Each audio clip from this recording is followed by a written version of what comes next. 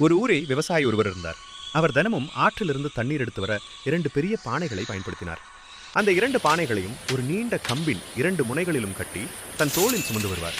அந்த 2 பானைகளில் முதல் பானை எந்த விரிசலும் இல்லாமல் மிக உறுதியாக இருந்தது.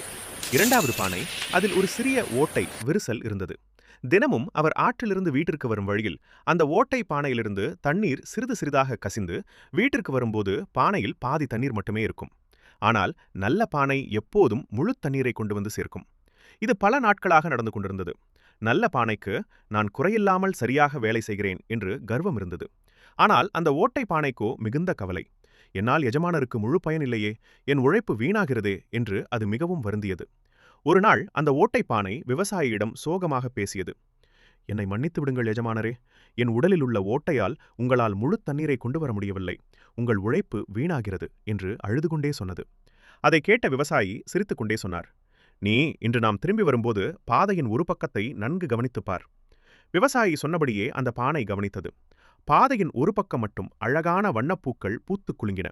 மறுபக்கம் வெறும் வறண்ட மண்ணாகவே இருந்தது. விவசாயி அன்பாகச் சொன்னார், உன்னிடம் ஒரு குறை, ஓட்டை இருப்பது எனக்கு முன்பே தெரியும்.